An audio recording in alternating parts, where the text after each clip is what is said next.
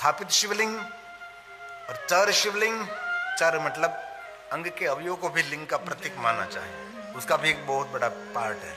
बिंदु शिवलिंग, यंत्र बनाते हैं ना, श्री यंत्र, कुबेर यंत्र, गणेश यंत्र, बहुत सारे यंत्र बनते, लक्ष्मी यंत्र, लोग यंत्रों की पूजा करते हैं ना। यंत्र में छोटी सी एक बिंदी होती है, उसको कहते बिंदु लिंग। यंत्र होता है ना, यंत्र की पूजा, बहुत लोग यंत्रों की पूजा करते रहते हैं, लक्ष्मी यंत्र की पूजा करते रहते हैं, श्री यंत्र की पूजा करते रहते हैं, यंत्र यंत्र यंत्र की पूजा करते हैं। तो यंत्रों की पूजा करने से जरूर लक्ष्मी कृपा करेगी, लेकिन यंत्र की तरह काम करने से जरूर आज ने तो कल भगवान पर प्रसन्न रहता है। मशीन की तरह काम करो, यंत्रों की पूजा करते बैठे बैठे नहीं, इसकी पूजा करते करते यंत्र की मशीन की तरह काम करने लगो तो कुछ हो सा। और जिनको टॉप पर पहुंचना है उनको 18 घंटे काम करना पड़ता है, और जिनको क्लास 1 ऑफिसर बनना है, आज एक बेटी आई थी, मैंने कहा 24 घंटे में से 18 घंटे मेहनत करने की जो तैयारी है तो आप पहुंच सकते हैं, कोई आपको रोक नहीं सकता। और जिन विद्यार्थियों ने अपने सोने का बिस्तर जीत लिया वो दुनिया जीत सकता है। सोने का बिस्तर जिस विद्यार्थी भाई बहन ने जीत लिया, दुनिया जीत सकता है। और जो विद्यार्थी भाई बहन रोज सुबह में उठकर सूर्य नारायण का स्वागत करते हैं, उनका स्वागत सारी दुनिया करने लगती है। आलसी व्यक्ति की कोई अपेक्षा पूर्ण नहीं होती। आलस शैतान का घर है, आलस को मृत्यु का है। जो काल पर छोड़ता है उनसे काल दूर नहीं है, वो काल के मुख में बैठा है। वो लोगों ने कल पर काम छोड़ देते, कल पर नहीं, कभी नहीं, कल का काम आज ही करो, अभी शुरू कर दो, तो आप दुनिया में बहुत आगे निकल सकते हो। आपसे कोई कुछ नहीं हो सकता ऐसा नहीं, कभी नासीपास नहीं, आप बहुत कुछ कर सकते हैं। पशु की पनिया बने नर का कछु न होय, नर जो उत्तम करने करे तो नर से नारायण हो जाए। अरे नारायण नो बाप बने जाए। राम के पिताजी को याद करें, कृष्ण के पिताजी को याद करें, नारायण के पिता है। इसलिए यंत्र में जो बिंदु उसको बिंदुलिंग कहा गया है। और गुरुलिंग, आपके जो सदगुरु है उसको भी गुरुलिंग कहा माना है। जिनको सदगुरु पर भरोसा है वो तो बेड़ा पार हो गया, लेकिन संपूर्ण भरोसा, थोड़ा भी शक नहीं, थोड़ा सा भी दूरी का भाव नहीं। शिव महापुराण ग्रंथ में सदगुरु को भी लक्षणों का बहुत वर्णन किया है। सदगुरु कैसा होना चाहिए, उनका स्वभाव कैसा होना चाहिए, उसकी रहन सहन रहने कहने कैसी होनी चाहिए, उसका भी वर्णन शिव महापुराण में। जिनकी शरणागति आपने स्वीकार है, 6 मास तक उसका इंतजार करे, 6 मास में कुछ भी आपको सीखने को न मिले, 6 मास में कुछ भी आपको न मिले, तो 6 मास के बाद आप सदगुरु को छोड़ सकते हैं, दूसरे सदगुरु के शरण में जा सकते हैं। और आपने पहले सदगुरु को छोड़ दिया तो उसके कभी निंदा नहीं, उसके अनुयायियों का कभी निंदा नहीं, ये भी एक नियम है। लेकिन अवधि 6 मास की है, वहां तक इंतजार करते रहो, कुछ मिलेगा, कुछ मिलेगा, कुछ मिलेगा, कुछ आध्यात्मिक मार्गदर्शन नहीं मिला तो और स्थान पर चले जाओ। ऐसी कोई झड़ता नहीं है कि एक बार आपने शरणागति स्वीकार ली, नहीं नहीं। ये सभी शिव महापुराण ग्रंथ में सभी बातें श्लोकात्मक हैं, इसलिए सदगुरु को गुरुलिंग कहा। पाषाण लिंग, जो शिल्पकार पत्थर में जो शिवलिंग बनाते हैं उसको पाषाण शिवलिंग कहा जाता है। कोई भी पत्थर में से शिवलिंग, इनमें भी बहुत सारे प्रकार हैं। बाणलिंग, कोई भी नदी के अंदर पत्थर बहता बहता जल के अंदर जा रहा हो और घिसड़ते शिवलिंग का आकार बन गया, वो बाणलिंग है। कोई भी नदी का पत्थर, इनमें सप्तगंगाओं के जल प्रवाह में जो शिवलिंग निर्माण होते हैं श्रेष्ठ है। सप्तगंगाओं में भी माता नर्मदा के जल प्रवाह में जो शिवलिंग निर्माण होते हैं वो अति श्रेष्ठ है। उसको नर्मदेश्वर महादेव कहते हैं, नर्मदेश्वर महादेव, उसको बाणलिंग कहा जाता है। और शिव महापुराण ग्रंथ में कहा है, कोई भी शिवलिंग लाओ तो उसकी प्रतिष्ठा विधि करो तो श्रेष्ठ है, लेकिन माता नर्मदा के जल में से जो लाए हुए शिवलिंग कुछ भी उसकी प्रतिष्ठा न करो, बिना प्रतिष्ठा इस लिंग में मेरा वास रहता है। यह नर्मदा का शिवलिंग नर्मदेश्वर महादेव जिनको कहा जाता है। इसलिए ज्यादातर शिवालयों में नर्मदेश्वर महादेव आपको देखने को मिलेगा, नर्मदेश्वर महादेव। लेकिन नर्मदा के जल प्रवाह में शिवलिंग बने हुए, अब तो बहुत सारे नर्मदा के तट पर फैक्ट्री बन गए, शिवलिंग बनाने की फैक्ट्री।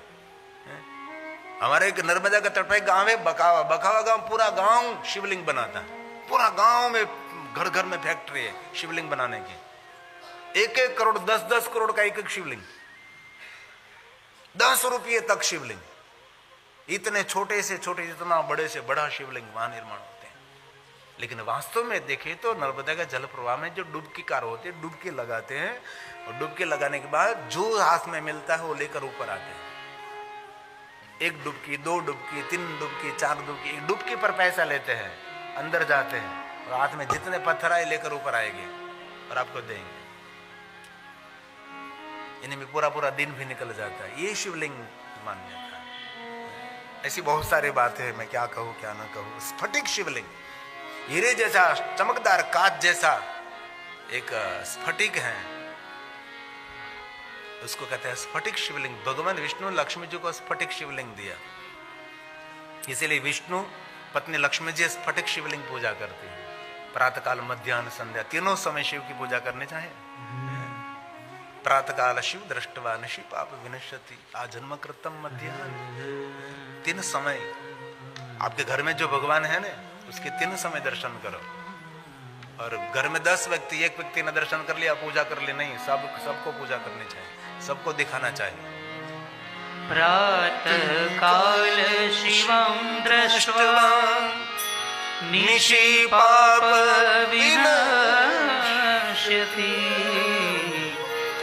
आजन्म कृतं मध्याह्ने सायाह्ने शतानि च सायाह्ने शतानि च। संध्या समय दर्शन करिए तो, स्मरण करिए तो 7 जन्मों के पाप में। और प्रातःकाल, मध्याह्न और संध्या तीनों समय उनके लिए महात्म्य गाया, तीनों समय। मेरु कांचन ददानं गवां कोटि शता, करोड़ों गायों का दान, मेरु पर्वत पहाड़ जितना सोने का दान, और पंचकोटि तुरंगणा तत्फलं शिवदर्शनम् तत्फलं शिवदर्शनम्। इसीलिए लक्ष्मी तीनों समय महादेव का पूजा करते थे। और लक्ष्मी जी जब भगवान महादेव की पूजा करने के लिए बैठते थे, लक्ष्मी जी श्वेत वस्त्र को धारण करते थे, क्योंकि महादेव की पूजा में श्वेत वस्त्रों की प्रधानता है। दक्ष पुत्री सती ने जब शिव जी का आराधन किया, तब भी सती ने भी श्वेत वस्त्र को धारण किया था। और वास्तव में देखो तो शिवालय की ध्वजा श्वेत है, भले केसरी भगवी चढ़ाओ, इसमें कोई दोष बाधा नहीं है, लेकिन मैं जो कहता हूं, और महादेव के भक्तों को श्वेत वस्त्र की प्रधानता मानी। मुझे हमारे सन्यासी, हमारे जब गिरिपुरी भारती मुझे बहुत डांटते हैं, अब क्यों भगवे नहीं पहनते, आप क्यों कैसे नहीं पहनते हैं? मैं कहता हूं मुझे श्वेत वस्त्र प्रिय है, वही भी कॉटन के, रुई में से बने हुए, खादी के। रेशमी वस्त्र पहनने से मानसिकता तामस रहती है, इसलिए ज्यादातर कॉटन वस्त्र पहनने का प्रयास करें, मन की शांति रहेगी, मनोबल मजबूत रहेगा। ये रुई में से बने हुए ना, जो पूज्य महात्मा गांधी की खादी कार्यालय कितना कंसेशन दे रहे हैं, कितना प्रचार प्रसार कर रहे हैं, तो भी हम लोग खादी नहीं पहनते। बस वो लोग पहनते हैं जो दिल्ली में बैठते हैं लोग, बाकी तो हम लोग तो पहनते नहीं। इसीलिए 1-2 जोड़े ऐसे रखिए, फंक्शन में जाओ ठीक से टकाटक बनकर जाओ, ठाठ माठ लेकर जाओ। तो विष्णु पत्नी लक्ष्मी जी ने भगवान महादेव की साधना करी, महादेव उनको मिले। भगवान शिव जी ने लक्ष्मी जी को दर्शन भी दिया, और इस समय भगवान महादेव ने लक्ष्मी को कहा, लक्ष्मी आप कुछ मेरे पास मांगिए आप। तब लक्ष्मी ने क्या कहा पता? भगवान आपका दर्शन मिल गया, मांगने की कोई इच्छा नहीं रहती। सबसे बड़ी भगवान के पास हमारी यही मांग रहती है कि भगवान कभी आपकी झांकी हो जाए, कहीं भगवान आपका दर्शन हो जाए, कहीं न कहीं आपकी अनुभूति हो जाए। लक्ष्मी जी ने कहा कि भगवान महादेव स्वयं आप मेरे सन्मुख हैं, तो मुझे मांगने की कोई इच्छा नहीं भगवान। और मांगता रहता है वो श्रेष्ठ शिव का भक्त भी नहीं, शिव का श्रेष्ठ भक्त है, बिन शर्ते शरणागति, मोक्ष और मुक्ति की कोई इच्छा नहीं, तू जैसे राखे ऐसे हम प्रसन्न रहने का प्रयास करेंगे। भगवान शंकर जी उपमन्यु को मिले थे और उपमन्यु को कहा, उपमन्यु आप कुछ मांगो। उपमन्यु ने कहा मुझे अव्यभिचारिणी भक्ति चाहिए। व्यभिचारिणी भक्ति नहीं। मुझे ने भगवान महादेव को स्पष्ट कह दिया कि मुझे ऐसी भक्ति चाहिए कि मेरी भक्ति में कोई लालसा नहीं होनी चाहिए, मेरी भक्ति में कोई अपेक्षा नहीं होनी चाहिए, मांगने की कोई दूर दूर तक इच्छा नहीं होनी चाहिए, ऐसी भक्ति मुझे चाहिए। वो श्रेष्ठ भक्ति है, वो सर्वोत्तम भक्ति है। हम लोग तो भिखारी की तरह जाते हैं। अब क्या मांगने वाले हैं भगवान नहीं जानते। आपको किस वस्तु की आवश्यकता है भगवान को पता नहीं, सब कुछ पता है। इसलिए भगवान के आगे जाकर मौन रहूं, बस उनकी शरणागति। तो भगवान महादेव ने कहा लक्ष्मी कुछ तो मांगो आप। नहीं नहीं भगवान, बस आपका दर्शन हो गया, कुछ तो मांगिए। तब लक्ष्मी जी ने कहा कि महादेव जी बस एक वरदान मुझे चाहिए, मेरे हृदय में आपकी भक्ति रहे और मेरा प्रेम विष्णु जी के चरणों में रहे। विष्णु से चरणों से कभी मैं अलग ना हूं, विष्णु का चरण मुनि, विष्णु का सानिध्य मुझे रोज मिले और आपकी भक्ति मेरे हृदय में रहे। और वही बात दक्ष पुत्री सती ने वही मांगा। यहाँ विष्णु पत्नी लक्ष्मी महादेव के पास मांग रही है और महादेव की पत्नी दक्ष पुत्री सती जब अंतिम श्वास ले रही थी, अंग को, शरीर को छोड़ रही थी, तब सती ने क्या मांगा? विष्णु के पास से मांगा, यही मांगा, सती मरत। सती मरत हरिसन बरु मांगा। किसके पास वरदान मांगा? हरि के पास, हरि के पास मांगा, सती ने ही मांगा। जन्मों जन्म तक मुझे शिव जी का चरण मिले, मुझे महादेव का सानिध्य मिले। ये रामचरितमानस की चौपाई।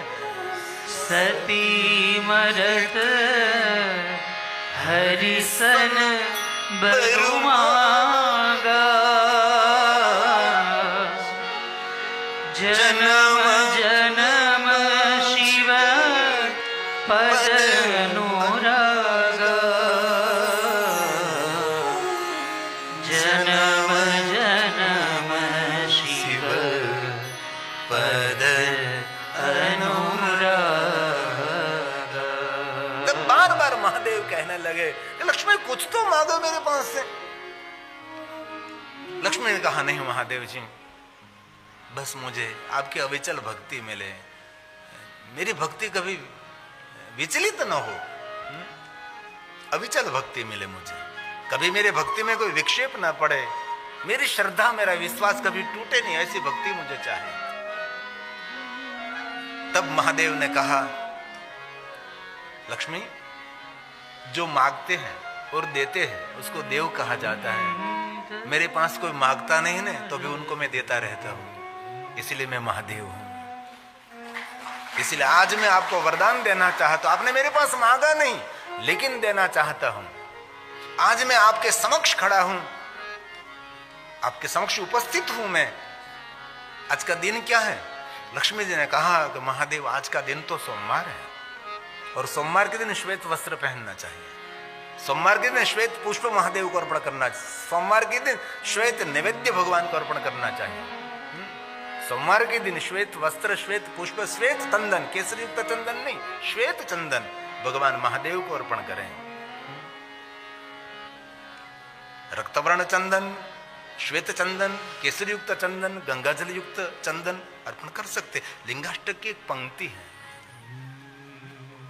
इनमें बात स्पष्ट कही है। कुमकुम कुमकुम चंदन लेपित लिंगम। ये लिंगाष्टक की पंक्ति है। हमारे गुजरात में दमन में एक झारखंड के परम भक्त वासुकीनाथ महादेव का मारवाड़ी है, अग्रवाल है, अनिल अग्रवाल, बहुत बड़ा रहस्य है। उसने स्वयं ने शिवालय निर्माण किया है, जो ओरिजिनल शिवालय, जो यहां नहीं है। शिवालय कैसा होता है? शिवालय प्रवेश द्वार में द्वारपाल होते हैं, अंदर जाओ रंगमंडप में, वहां नंदी महाराज बिराजते, कुर्म बिराजते, गणेश जी बिराजते, हनुमान जी बिराजते, ऊपर माता पार्वती बिराजते, अन्य देवताओं का स्थान अलग रहता है। गर्भगृह में मध्य में भगवान शिव बिराजते हैं। और जब शिवालय निर्माण होता है, जब मूर्तियों की प्रतिष्ठा की जाती है, तब शिवलिंग को द्वार में से नहीं लिया जाता, शिवलिंग ऊपर से उतरता है और पीठ में स्थापित होता है। ये जो ओरिजिनल शिवालय यहां तो मुझे कहीं दिखाई नहीं दिया, उसने ऐसा शिवालय निर्माण किया है, वासुकीनाथ महादेव, जो झारखंड में है ना, वैजनाथ महादेव से दूर वासुकीनाथ महादेव है। वासुकी ताल, वासु का नाम का एक किसान था, उसके बारे में बहुत सारी कथा, ये भी कथा मुझे पता है। तो वो अनिल अग्रवाल भगवान महादेव के ऐसे पागल की तरह पूजा करते हैं, अकल्पनीय। भस्मों से, हल्दी से, कुमकुम से, गुलाल से, अबील से, इतनी विविध एक पूजा का खर्च उनका 36,000 रुपया रहता है। ऐसी 2 बार पूजा करता है। मैंने उनको भी समझाने का प्रयास किया था, और एक बार उसके मगज में धुनी लगे तो 1 टैंकर भर के दूध महादेव को चढ़ा दिया, 1 टैंकर भर के दूध चढ़ा दिया। मैं कहता, ऐसा नहीं करना चाहिए। मैंने रोकने का प्रयास किया कि नहीं, आपका भाव है, लेकिन भाव पर भी संयम होना चाहिए। हमारा कई भाव प्रकट हो गया तो भाव पर पण आपका संयम होना चाहिए। ये दक्ष महाराज ने उनकी पुत्रियों को कहा था। जब दक्ष महाराज ने श्राप दिया चंद्र को क्षय रोग हुआ, दक्ष महाराज ने श्राप दिया चंद्र महाराज को, क्षय रोग हुआ। तब सत्येश पुत्रियों ने पिता दक्ष को कहा, आपने क्या कर दिया? चंद्र को समझाने के लिए कहा था और श्राप देने के लिए नहीं। तब दक्ष महाराज ने उनके 26 पुत्रियों को कहा, बेटा आज से ध्यान रखना, आवेग में, आवेश में, भावावेश में और क्रोध में कभी कोई निर्णय नहीं लेने वाला। दक्ष महाराज ने उनकी पुत्रियों को समझाया था कि आवेश में, आवेग में और भावावेश में कोई निर्णय नहीं लेना है, और क्रोध में तो गलती से भी कोई निर्णय नहीं लेना है। और दक्ष महाराज ने उनकी पुत्रियों को समझाया था। इसलिए उनमें भी संयम होना चाहिए। संयम नहीं है वो व्यक्ति बहुत कुछ कर नहीं सकता। तो भगवान महादेव ने कहा, लक्ष्मी आज का दिन सोमवार है, तो सुनो, सोमवार के दिन किसकी प्रधानता है? लक्ष्मी जी ने कहा कि महादेव सोमवार के दिन तो आपकी प्रधानता है, क्योंकि सोमवार के दिन हम शिव जी की पूजा करते हैं ना। सोमवार विशेष प्रकार से महादेव का आराधन, सोमवार स्वयं शिव जी का स्वरूप है, आपकी पूजा और आपका स्वरूप है सोमवार।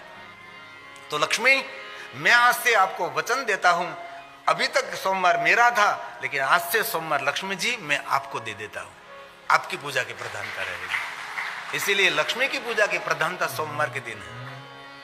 और जो कोई सोमवार के दिन आपकी पूजा करेंगे लक्ष्मी, और कोई ब्रह्म भोजन, बटुक भोजन, बालिका भोजन जो कोई करेंगे, उनको सुमति और संपत्ति और संतति तीनों प्राप्त होंगे। अब भगवान महादेव ने कहा, लक्ष्मी इस पूरे देवलोक में आपकी क्या महिमा है, आपको कैसे पहचानते हैं? तब लक्ष्मी ने कहा, महादेव जी आपको तो पता है ना, सारे देवलोक में मुझे सभी लोग ऐसा ही कहते हैं, विष्णु पत्नी लक्ष्मी, विष्णु पत्नी लक्ष्मी, विष्णु पत्नी लक्ष्मी। सही लक्ष्मी, आपकी पहचान विष्णु पत्नी लक्ष्मी। महादेव जी, तो आज से मैं आपको वचन देता हूं, आज से इस पूरे भुवन में आपको कोई विष्णु पत्नी लक्ष्मी नहीं कहेंगे, आज से आपको विष्णु पत्नी महालक्ष्मी कहा जाएगा। क्योंकि महादेव की साधना की है, महादेव की उपासना की है। ये महादेव ने लक्ष्मी जी को कहा है। महाशब्द कहां से लाई लक्ष्मी? महादेव की साधना से लक्ष्मी जी को महाशब्द मिला, वहां से कहते हैं विष्णु पत्नी महालक्ष्मी। अब लक्ष्मी ने हाथ जोड़कर कहा, मुझे कुछ बोलना है महादेव जी। महादेव ने कहा, रे लक्ष्मी जी बोलिए, आप क्या बोलना चाहती? तब लक्ष्मी जी ने कहा, आज मैं विष्णु पत्नी महालक्ष्मी बोल रही हूं। महादेव सुनिए, मैं आपकी परम भक्त हूं। भगवान श्री विष्णु जी ने मुझे स्फटिक शिवलिंग दिया, वहां इसकी मैं दिन रात पूजा करती हूँ, आराधन करती हूँ भगवान। लेकिन आज मैं आपके समक्ष कुछ कहना चाहती हूँ। तब महादेव ने कहा, लक्ष्मी कुछ कहो आप। तब लक्ष्मी जी बोली, महादेव जी, जो कोई मनुष्य सोमवार के दिन आपका दर्शन अर्चन करते, आपका भजन करते, आपका पूजन करते, आपको याद करते, उन पर विष्णु पत्नी लक्ष्मी प्रसन्न नहीं रहेगी, उन पर विष्णु पत्नी महालक्ष्मी प्रसन्न रहेगी। जायते नात्र संशयः, महालक्ष्मी जिन पर कृपा करेगी, ये लक्ष्मी कभी जाती नहीं है। ये महिमा शंकर जी की है। इसीलिए स्फटिक शिवलिंग की अद्भुत महिमा है। बाद में सुगंधी शिवलिंग, ऐसे तो बहुत सारे शिवलिंगों की परंपरा मैं बता सकता हूँ। सुगंधी शिवलिंग, चंदन घिसकर अष्टगंध मिश्रित करे सुंदर एक शिवलिंग बनाओ। पुष्पलिंग, पुष्पों एकत्र करके सुंदर एक शिवलिंग निर्माण करो, उसको पुष्पलिंग कहा गया है। 5 पांडव जब यात्रा में निकले थे तब माता कुंती को इतना नियम, कठिन नियम था कि जब तक शिवलिंग का दर्शन न करे वहां तक मुख में पानी नहीं रखती थी। तो कभी कभी 3 दिन 4-4 5-5 दिन बीत जाते थे और माता कुंती कहती थी कि बेटा भीम कहीं तो देख, दूर दूर कहीं तो मिल जाएगा शिवलिंग और मैं दर्शन कर लूं और पानी पी लूं। बेटा देख तो सही। भीम दूर दूर जाता था, निराश होकर आता था, मां को कहीं पर शिवलिंग नहीं है, ये तो जंगल है। बेटा और दूर जा, कहीं तो मिल जाएगा शिवलिंग, मुझे दर्शन करना और मैं पानी पी लूं। तब भीम शरारती था। भीम जंगल में से बहुत सारे पुष्प लाकर एकत्र करके सुंदर शिवलिंग बनाते थे और सुंदर नीचे फूलों की पीठ बनाते थे, जैसे ताजी ताजी कोई पूजा करके गई। तब माँ को पकड़ कर लाता था भीम, माँ कुंती चल सुंदर महादेव का शिवलिंग, इतनी सुंदर पुष्पों से किसी ने पूजा की है, भगवान का सुंदर इतना सुंदर श्रृंगार किया है पुष्पों का। माँ को लेकर आते हैं और माँ कुंती दर्शन कर लेती है, पानी पी लेती है। तब भीम क्षमा मांगता है, माँ मैं क्षमा चाहता हूँ, इन मैंने शरारत की है तुझे पानी पिलाने के लिए, यहाँ कोई शिवलिंग नहीं है, ये तो मैंने फूलों का एक आकार बनाया था शिवलिंग और तूने दर्शन करके पानी पी लिया। देख माँ इसमें कोई शिवलिंग नहीं है। और भीम ने फूलों को हटाया, उनमें से शिवलिंग प्रकट हो गया, उसको फूलनाथ कहा गया है, उसको फूलनाथ कहते, फूलनाथ महादेव, फूलों में से प्रकट हुआ फूलनाथ महादेव। ऐसे तो बहुत सारी कथा है। पुष्पलिंग की महिमा गया, गुदुम लिंग, धन धान्य के आटे में से बनता है शिवलिंग, उसका भी एक वो महिमा है। पारद शिवलिंग, पारा में से कुछ लिंग बनाए जाते हैं। मरकुरी में कोई वस्तु मिश्रित करके पारा को बांधा जाता है, उनमें से शिवलिंग बना, उसको कहते हैं पारदलिंग। पारदलिंग की पूजा का अधिकार सबको नहीं, बहुत कम लोग पारदलिंग की पूजा कर सकते हैं। योगी महापुरुषों के लिए पारदलिंग है, सबके लिए पारदलिंग नहीं है। और पाद को स्पर्श करके कुछ खाना भी नहीं, जो पारो पॉइजन है, पारा का शिवलिंग पॉइजन है, कभी उसको स्पर्श कर कुछ नहीं। उसको चढ़ाया हुआ जल गलती से भी मुख में नहीं रखना है, उसकी पूजा परंपरा एक अलग है। और पारा को चढ़ाया हुआ जल ये कोई वृक्ष के मूल में भी नहीं रखना चाहिए, कोई तुलसी कोई वृक्ष के मूल, पारा पॉइजन वृक्ष सूख जाएगा। और दूसरी बात आपकी जानकारी के लिए, कोई भी देवी देवताओं को स्नान कराया हुआ जल कभी तुलसी को नहीं अर्पण करना चाहिए, कभी कोई वृक्ष को नहीं। दूध दही पंचामृत अबील गुलाल कंकु सुगंधित द्रव्य सब कुछ वृक्ष के लिए जहर है, इसलिए बहुत लोग गलती करते हैं। और हमारे लोग भी कह देते हैं ये जाओ तुलसी के गमले में अर्पण कर दो। अरे तुलसी के गमले में नहीं अर्पण कर सकते, तुलसी वन चले जाएगी, ये पॉइजन उनके लिए जहर है। ऐसे स्थानों पर उसका विसर्जन करना चाहिए जहां पग तलने आए, जहां पानी में मछली है वहां भी नहीं, क्योंकि मछली भी मर जाएगी। ये छोटी छोटी बातें बहुत लोग कुछ भी नहीं जानते, बस देखा देखी करते रहते हैं। पारलिंग की महिमा, बालू का शिवलिंग, रेत में से बनते उसको बालू का शिवलिंग कहा। रसलिंग की महिमा गाय, सुवर्ण शिवलिंग की, रजतलिंग, ताम्रलिंग, रत्नलिंग, दीपलिंग, ज्योतिलिंग, घर में दीप जलाते वो भी एक शिवलिंग है। दीप ज्योति जनार्दन, वो साक्षात शिव है। कहीं भी शिवलिंग मूर्ति न हो शंकर भगवान की, दीप प्रज्वलित किया वो साक्षात शिव है, वो शिव जी का दर्शन है। कहीं कहीं भी शिव जी का चित्र, शिव जी की प्रतिमा, शिव जी की मूर्ति, शिवलिंग ना मिले तो दीप ये साक्षात भगवान शिव का स्वरूप है, उनको ज्योतिलिंग कहा है। ज्योति में से प्रादुर्भाव हुआ, इसीलिए ज्योतिर्लिंग हम कहते हैं, उसको ज्योति की महिमा है। हम कहीं भी दीप प्रागट या दीप प्रज्वलित करते हैं तो दीप प्रज्वलित करते समय यही बोलते हैं ना, क्या बोलते हैं, कहीं भी दीप पर कोई कार्यक्रम प्रारंभ हुआ तो दीप प्रज्वलित करते समय दीप ज्योतिर्पर ब्रह्म, ये परब्रह्म है, दीप ज्योति साक्षात शिव है। दीप ज्योतिर्जना, उसको अग्निलिंग भी कहते हैं, इस लिंग की बहुत सारी महिमा है। दीपो हर तुम्हें पापम, दीप ज्योतिर्नमोस्तुते,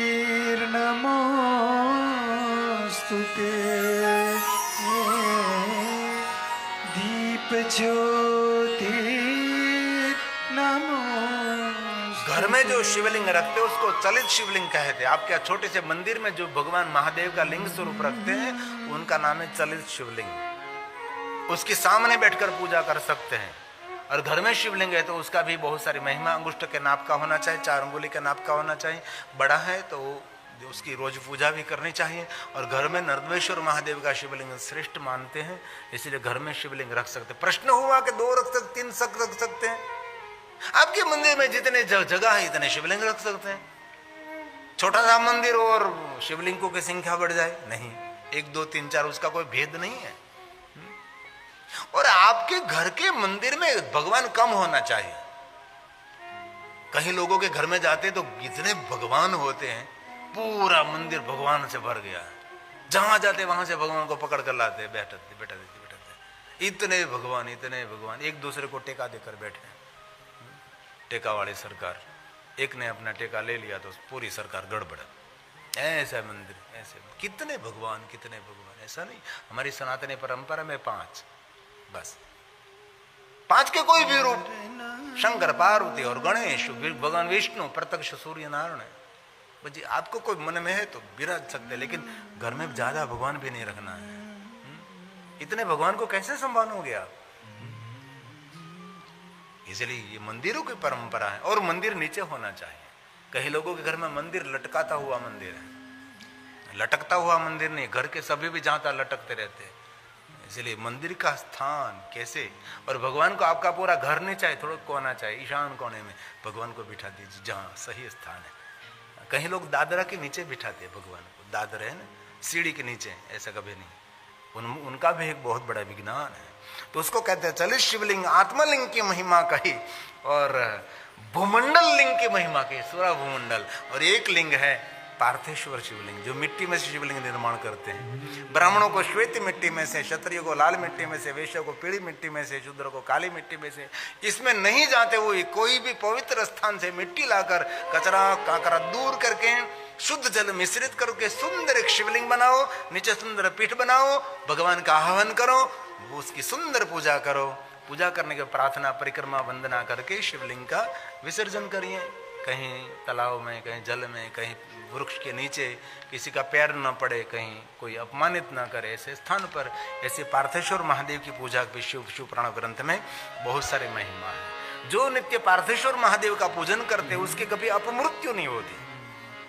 मिट्टी में से जो शिवलिंग निर्माण करते हैं, भगवान राम जी ने पार्थेश्वर महादेव का पूजन किया, राम जी के पिता दशरथ जी ने पार्थेश्वर महादेव का पूजन किया, सबने, सभी ऋषियों ने पार्थेश्वर महादेव का पूजन किया।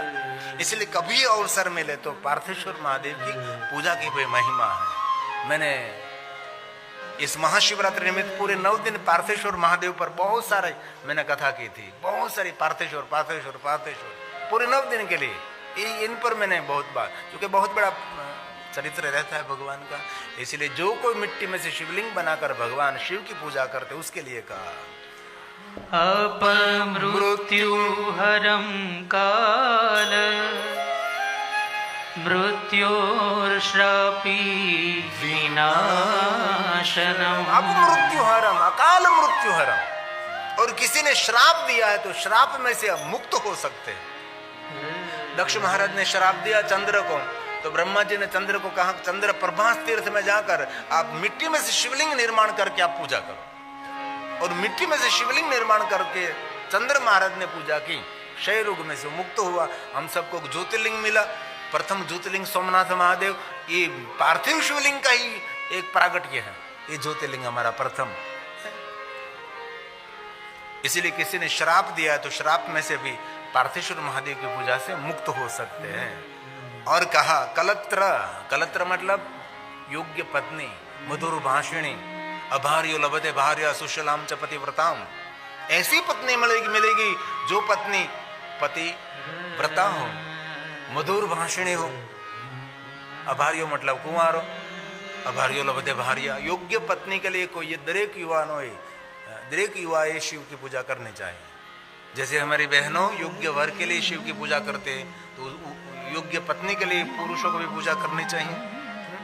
इसलिए शिव सब कुछ देता है। सद्यः कलत्र पुत्रादि धन धान्य प्रदम द्विज धन धान्य प्रदम द्विज। इसलिए प्रातःकाल महादेव का पूजन करना विधि कर्म हमारा कर्तव्य है। जो प्रातःकाल शिव का पूजन नहीं करते ये प्रकृति का ऋणी है। प्रकृति हम सबको जीवन देते हैं, ये प्रकृति हमारा जीवन है।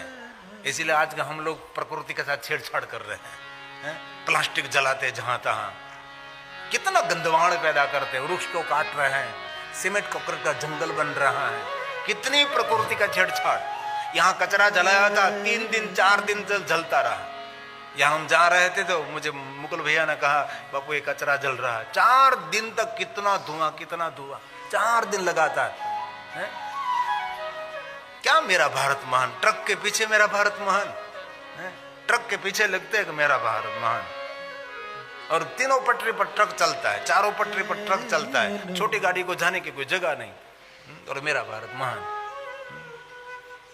हमें एक बार अमेरिका के कोई शहर में कथा कर रहा था और एक जजमान के घर मेरा निवास स्थान था। जजमान भी इतना सामर्थ्यवान था, उसके जेट विमान अपने घर के थे, मुझे कथा पूर्ण होने के घूमने के लिए ले जाता, इतना सक्षम जजमान उसके घर में रहता था। एक बार हम यज्ञ कर रहे थे बाहर और किसी ने दरवाजा खोला, थोड़ा सा धुआं अंदर चला गया, घर में थोड़ा सा धुआं चला गया और वहां लग गया पुलिस स्टेशन में, वहां आवाज लग गई। इसी समय बड़े बड़े पानी के टैंकर आ गए, कितनी पुलिस आ गए, कितना तामझाम हो गया। तो क्या हुआ? तो कि कुछ ना, यज्ञ कर रहे, थोड़ा सा धुआं अंदर, कोई बात नहीं, नो प्रॉब्लम। $700 का दंड करके चले गए। $700 अब दे दीजिए, और कुछ कहा ही नहीं, $700 पकड़ा दिया, ले लिया, गया। दूसरे दिन फिर से इस समय फोन किया, आज क्यों यज्ञ नहीं किया? दूसरे दिन ऐसे समय पर होना, ये व्यवस्था है। हर अफसोस की बात है, हमारे पढ़े लिखे लड़का लड़कियां हमारे देश को छोड़कर जा रहे हैं विदेश में। क्यों जा रहे हैं? अफसोस की बात है, नहीं जाना चाहिए, क्योंकि यहाँ अव्यवस्था है। ये तो अब सब कुछ ठीक हो रहा है। और मैं 2009 में काशी में कथा गाने के लिए गया था। काशी विश्वनाथ हमारा 40 फुट में काशी था। 2009 में हमारा काशी विश्वनाथ 40 फुट में था, आज 400 फुट में हमारा काशी विश्वनाथ। ये कोई तो कर रहा है ना, कोई तो कर रहा है ना। मैं किसी के पक्ष में नहीं बोल रहा, लेकिन कोई तो कर रहा है, कुछ तो हो रहा है। इसलिए प्रकृति के ऋणों में से मुक्त होने के लिए विधि कर्म प्रातः विधि कर्म ज्ञेयम्। जो प्रातःकाल शिव को याद नहीं करता वो प्रकृति का ऋणी रहता है। जब मध्याह्न भगवान शिव को याद करते तो मध्याह्नं कामिकं तथा। मध्याह्न भगवान शिव को याद करने से कामना की पूर्ति होती है। ये श्लोक सभी शिव प्रण के हैं। मैं मध्यस्थी हूं, मैं शिक्षक हूं, मैं टीचर हूं, मैं आपको पढ़ा तो पढ़ा, जो मैंने आचार्यों के चरणों में बैठकर सीखा, मैंने जो पाया, ये जो कुछ है भगवान महर्षि वेदव्यास का प्रसाद है। मैं सिर्फ मध्यस्थी हूं, सिर्फ मैं आपको सुनाने वाला हूं। इसलिए कोई कथाकार को पकड़ने की जरूरत नहीं है, उसकी कथा को पकड़े तो भगवान आपके पकड़ में आ जाएगा। कथाकार को क्यों पकड़ रहे हैं? उसके पीछे भागने की कोई जरूरत नहीं, वो तो वक्तव्य दे रहे हैं। इसलिए मध्याह्न कामिकम और सायाह्नं शान्तिकं ज्ञेयम्। संध्या समय शिव को याद करने से शिव जी शांति का दान करते हैं। और शिव के भजन के बिना किसी को शांति मिलनी और मिलने वाली भी नहीं।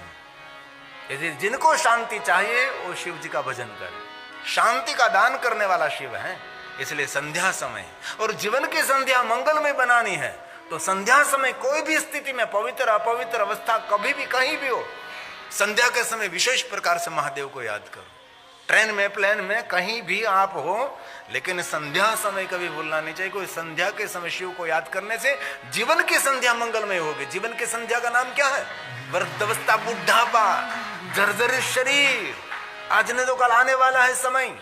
इस समय में आपको सुख रूप रहना चाहते तो संध्या का देव शंकर है। भले प्रातःकाल महादेव का पूजन न हो सके, मध्याह्न महादेव का पूजन न हो सके, लेकिन संध्या कभी भूलनी नहीं चाहिए।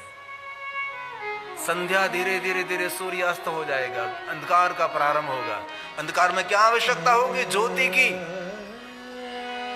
ज्योति क्या देती है? प्रकाश। इसलिए वे वृद्ध हो गए, जर्जरित हो गए। बाद में क्या होगा? आंख बंद होते ही अंधकार होगा। अंधकार में कौन प्रकाश देने वाला है? भगवान शिव। अंधकार को दूर भगा कर जीवन ज्योति जलाए रे, शिव नाम ऐसा प्यारा, मन की ज्योति जलाए रे, मन की ज्योति जलाए। अस्तटी में कोई शिव कथा करते ना, मुझे उन पर तरस आती है। उनका कोई संशोधन नहीं है। मैं सबको सुनता हूं तो मुझे उन पर बहुत दया आती है। क्यों मार्केट का लाभ ले रहे हैं? अभ्यास तो करो। मेरे जीवन का ही साक्षी है राजेंद्र शर्मा। मुझे जब कथा नहीं होती थी ना, मानसून बारिश के दिनों में, तो मुझे हरिद्वार छोड़ने के लिए आते थे और मैं अकेला रहता था, आश्रम की रोटी खाता था, आश्रम में रहता था कई साल तक दिन रात मैंने संशोधन किया है। आपके समक्ष जो मैं सब कुछ कहता हूं, 30 साल की ये मेरी मेहनत है, मेरा पुरुषार्थ है। पढ़ना पड़ता है, अध्ययन करना पड़ता है, संशोधन करना पड़ता है। कथा शोधक होना चाहिए, कुछ संशोधन करना चाहिए। लेकिन बहुत लोग आते, कुछ भी अता पता नहीं। लिखा है शिव महापुराण कथा, लेकिन शिव महापुराण कथा का एक श्लोक भी नहीं आता। और दिल से कहता हूं, भगवान महादेव तोटके का प्रयोग करने का देव नहीं है। ये तोटका शास्त्र नहीं है। ये सभी पुराणों में राजा है। शिव महापुराणम तिलकम खलु सत पुराण, ये शिव महापुराण है। ये तोटके के लिए शिव महापुराण नहीं है। वक्ता श्रोता को गुमराह करें, ये वक्ता अपराधी है। ऐसा नहीं करना चाहिए। एक गहन विषय, विधि विधान से भरा हुआ ग्रंथ है, कोई सरल ग्रंथ नहीं है। इसमें हिस्टोरिकल कथा बहुत कम मात्रा में है। इसमें सांसारिक कथा नहींवत है। पूजा अर्चन साधना, इनमें बहुत सारी महिमा है। श्री श्री 1008 महामंडलेश्वर स्वामी श्री सत्यानंद गिरिजी महाराज बहुत हृदय से आदर करते हैं। तालियों के द्वारा हम प्रणाम करते हैं आपका बहुत हृदय से। राष्ट्रीय उपाध्यक्ष विश्व हिंदू महासभा भारत, बहुत हृदय से हमारा कोटि कोटि प्रणाम। बहुत तालियों के साथ हम आदर करते हैं आपका। आप थोड़ी देर तक बैठेंगे स्वामी जी, थोड़ी देर तक आप कथा श्रवण करेंगे। अच्छा तो बैठिए। बहुत हृदय से तालियों के द्वारा। ताली पढ़ने में कंजूस है क्यों? ताली सम्मान का सबसे बड़ा प्रतीक है। ताली पढ़ने से प्रसन्नता भी मिलती है, आरोग्य भी मिलता है और नकारात्मक ऊर्जा का नाश होता है। इसीलिए ताली पढ़ते हैं। ताली की एक बहुत बड़ा, ताली का विज्ञान नहीं, एक मनोविज्ञान है, एक महाविज्ञान ताली। इसलिए संध्या समय कभी शिव जी को नहीं भूलना आपको, क्योंकि जीवन की संध्या मंगलमय बनानी है तो। और जीवन की संध्या तो हर व्यक्ति में आने वाले हैं। जर्जरित तो होने वाला है आदमी, तो कल धीरे धीरे जर्जरित होने वाला है। एक दिन में नहीं होता, धीरे धीरे। और एक बात कहो दिल से, जो महादेव की साधना हृदय से दिल लगाकर अपनी चेतना को संपूर्ण जोड़ देता है, उसके जीवन में कोई वृद्धावस्था भी नहीं आती। जन्म मृत्यु जरा, जरा का अर्थ क्या है? वृद्धावस्था, जर्जरित शरीर। जन्म मृत्यु जरा व्याधि पीड़ितम कर्म बंधने। दुनिया में कोई देवता कर्मों के बंधन में से मुक्त नहीं कर सकता, लेकिन इस शिव के शरण में पहुंच गया, महादेव जी कर्म के बंधनों में से मुक्त कर सकते हैं। ये शिव है। इसलिए जिनको महादेव की भक्ति मिलने, समझो उसका बेड़ा पार हो गया, वो धन्य हो गया। शिव महापुराण ग्रंथ में बहुत सारी भगवान महादेव की पूजा विधि विधान, उसकी फलश्रुति का वर्णन भी है। लेकिन छोटा सा पाठ है जो ब्रह्मा ने नारद जी को समझाया पुष्प पूजा में, ऐसे ऐसे पुष्प चढ़ाने से ये फल मिलेगा। लेकिन थोड़ा सा पाठ, उसको कभी प्रधान नहीं बनाना चाहिए। अभिषेक का थोड़ा सा पार्ट है, उसका 3 नाम है, धारा पूजा, पुष्प पूजा और धन पूजा।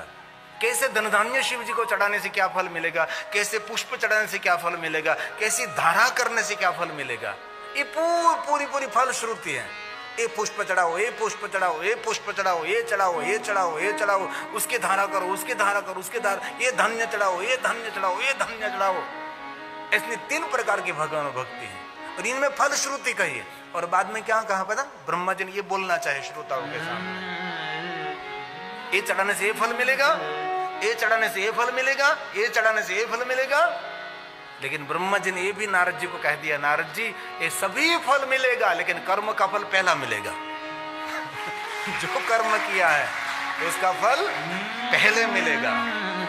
ये मैं नहीं कह रहा हूं, भगवान व्यास जी बोल रहे हैं, शिव महापुराण ग्रंथ कहता है, कहती है नहीं, शिव महापुराण कहती है नहीं कहता है।